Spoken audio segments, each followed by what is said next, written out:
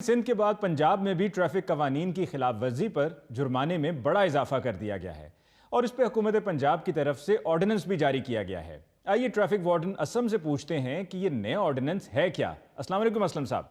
वालेकुम सलाम, क्या हाल चाल है आपका? ठीक ठाक है? अल्हम्दुलिल्लाह ठीक ठाक, खैरियत है। आज बड़ी वेस्ट कोट पहनी हुई है। वो ये जरा मैं अभी मैं अपने साले की शादी पे जा रहा हूँ, माशाल्लाह। इसलिए वास्कट पहनी हुई है, जरा शादी में शिरकत करनी थी। मेरा ख्याल है ਤੁਹਾਡੀ ਸਹੁਰਿਆਂ ਨਾਲ ਬੰਦ ਹੀ नहीं, सिर्फ वास्कट पाई है, बाकी तो कपड़े हो ही नहीं। डांसने की जरूरत नहीं है, कपड़े एक शरीफ आदमी जो पहन ले ठीक होते हैं। मैं कोई रिश्वत थोड़ी लेता हूँ, मैं ईमानदारी से काम करता हूँ।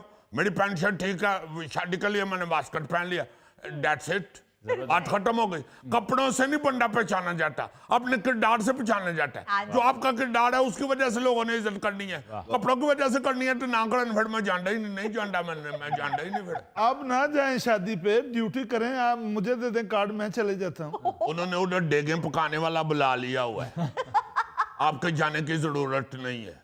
कार्ड लेके जाओगे मेरे सालिया ने तेन कुटन लग पैना। अच्छा असलम साहब, ये बताइए कि लोग बड़े परेशान हैं, जुर्माने इतने ज्यादा बढ़ा दिए हैं। देखें अली मुमताज साहब, बात यह है कि वो शायर कहता है ना कि लातों के बूट बातों से नहीं मानते।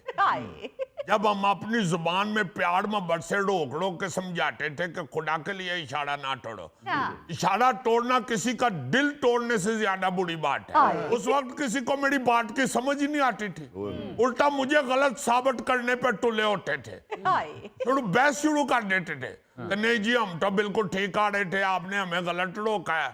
और मैं समझा समझा के थक जाता था कि भाई जी हमारी को खानदानी दुश्मनियां नहीं चल रही आपके साथ, या आपने मेरे मकान पे कोई कब्जा नहीं कर लिया हुआ जिसका मैं इंतकाम लेने के लिए आपको रोक रहा हूँ, या फिर आपकी शक्ल देख के मुझे खुदा न खास्ता चिढ़ नहीं चढ़ रही जो मैंने हाथ दे के रोक लिया आपको। हालांकि बाद शक्लें ऐसी होती हैं जिनको बिला वजह देखते ही सख्त गुस्सा चढ़ जाता है, लेकिन मैं ड्यूटी के दौरान हर चीज को बाला टाक रखते हुए अपने गुस्से को ठंडा करके अपनी ड्यूटी देता हूँ। जो कानून कहता है मसला वो बात करता हूँ, कानून से हट के मैं बात ही नहीं करता। बोले जा रहे हैं, सुन ही नहीं रहे किसी की। तुसी सुना लो जी, तुसी सुना लो। सर मैं रॉन्ग थोड़ा सा आया हूँ घर, क्योंकि मेरा साथ ही था। इतना लंबा जो चक्कर काट के मैंने आना था, मैंने कहा पास ही है, मैं ऐसे ही चला जाता हूँ, इन्होंने मुझे पकड़ लिया जी। अब बताएं, अब एक मिनट एक मिनट अली साहब आप बताएं, अब ये बंदा बात ठीक कर रहा है या गलत कर रहा है? नहीं, बिल्कुल गलत बात कर रहे हैं, अपनी जान को भी खतरे में डाला इन्होंने। हुन सुना नहीं, घर मेरा इतनी दूर है तो मैं इतनी दूर से जो आऊंगा। वो इतनी दूर से तेरिया बाहों ही निक्कियां निक्कियां ने ते लग रहा नेड़े ही है। ਜਿਹੜੇ ਬੰਦੇ ਇਸ਼ਾਰਾ ਨੇੜੇ ਆ ਕੇ ਤੁਹਾਨੂੰ ਵੇਂਦੇ ਨੇ ਤੇ ਪੈਦਲ ਟੁਰਨ ਲੱਗ ਪੈਂਦੇ ਨੇ, ਉਹਨਾਂ ਦਾ ਪਤਾ ਲੱਗ ਜਾਂਦਾ ਤੁਹਾਨੂੰ कि ड्रामा फौरन पता चल जाता है। ये सारी चालाकियां हम देख चुके हैं, ये बड़ी तेज चीज होते हैं, वन वे काट के आ रहे होते हैं, जब किसी वार्डन पे ध्यान पड़ता है तो फटाफट नीचे उतर के तो पैदल शुरू हो जाती है चल। यार तुम हमें अंडा समझ रहे हो? ਅੰਡਾ ਕੀ ਮਤਲਬ ਜਿਹੜਾ ਸਵੇਰੇ ਪਰਾਠੇ ਨਾਲ ਖਾਈਦਾ ਨਾਸ਼ਤੇ 'ਚ? और अंडा नहीं यार, ब्लाइंड आपने एक अच्छे भले अफसर को एग बना दिया, हद हो गई आपकी। अच्छा तो असलम साहब, आप बता रहे थे कि दौरान ड्यूटी आप गुस्सा बिल्कुल नहीं करते। बिल्कुल नहीं, दौरान ड्यूटी में अपनी फीलिंग जो है वो हिडन रखता हूँ, और इस फीलिंग को सिर्फ अपने ससुराली रिश्तेदारों के लिए महफूज कर लेता हूँ। जितना मुझे गुस्सा 6.5 महीने में चढ़ा हुआ, अब मैंने जाना है ना साले की शादी पे, उधर जाके किसी ना किसी पे हटाल दूंगा। मैं आपका साला तो नहीं जो मुझ पे आपने गुस्सा किया है। गुस्सा क्या किया? आपका तो चलान किया, आपका गुस्सा तो नहीं किया है। आपने सबसे पहले मोटरसाइकिल से चाबी निकाली है, फिर उसके बाद साइड पे खड़ी की है, उसके बाद चलान काट लिया। मोटरसाइकिल तो चाबी कटी है, मैं तेरे मोटरसाइकिल का को कोंड नहीं चौक लिया। फजूल बात ना करो, चाबी इसलिए निकालते हैं कि तुम लोग दौड़ जाते हो। मेरी मोटरसाइकिल में पेट्रोल बिल्कुल थोड़ा सा था, मैं पेट्रोल डलवाना था, इसलिए मैं नजदीक से जरा मैंने वापस आ गया। और तुम्हारी शक्ल देख के ये पता चल रहा है कि तुम एक इंतहाई बहाना खोड़ आदमी हो। मुझे पक्का यकीन है कि तुम रोजाना घर जाके अपनी बेगम हमारी भाभी की बिस्ती से बचने के लिए उसके साथ भी मसलसल झूठ बोलते हो। अली साहब आप बताएं, एक बंदा वन वे तोड़ के आ रहा है, उसका चलान बनता है कि नहीं? आप सब माशाल्लाह फजूल लोग बैठे हुए हैं। असलम साहब, आप भी माड़े गरीब लोगों का चलान करते हैं, जो फोन मिला के बड़े अफसर से बात करा देता है तो आप उधर ही चक हो जाते हैं।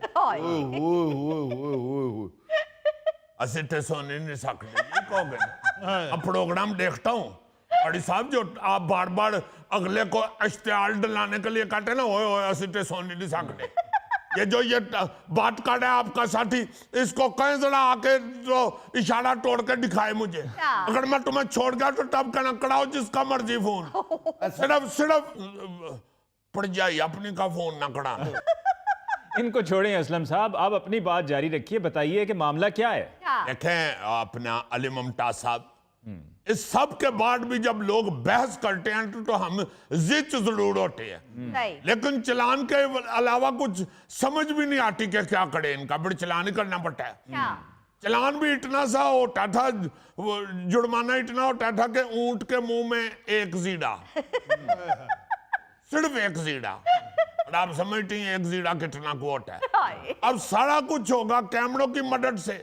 जब ई चलान की चिट आएगी ना इनकी तरफ, तो आधी तनख्वाह इनको जुर्माने में देनी पड़ेगी, फिर इनको समझ आएगी कि इशारा तोड़ना वाकई दिल तोड़ने से ज्यादा बड़ा जुर्म है। लेकिन सर इस वक्त तो मैं बिल्कुल ठीक जा रहा था। बिल्कुल गलत, बिल्कुल गलत। इतना बड़ा वहां पे लिखा हुआ कि वन वे, फिर तुम जिद करे हो। यार इसको समझाएं अली साहब, ये मुझे गुस्सा चढ़ा रहा है, हालांकि मुझे गुस्सा चढ़ता नहीं। यार समझो भाई, भाई समझो, आप क्यों अफसरों से बहस कर रहे हैं?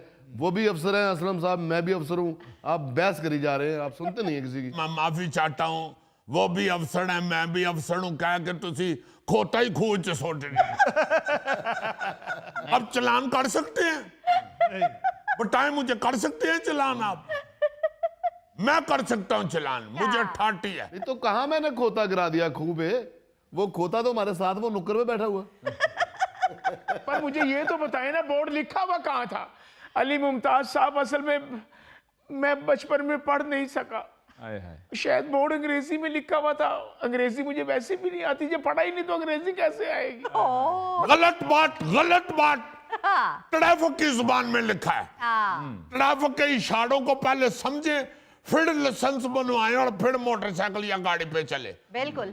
अनपढ़ बंदा भी ट्रैफिक के इशारों को समझता है। हाँ जी, हाँ जी, हाँ जी। जहाँ पे बोर्ड लगा हुआ है वन वे का, वहां को आपको पता होना चाहिए कि ये जो साइन लगा हुआ है ये वन वे का बोर्ड है।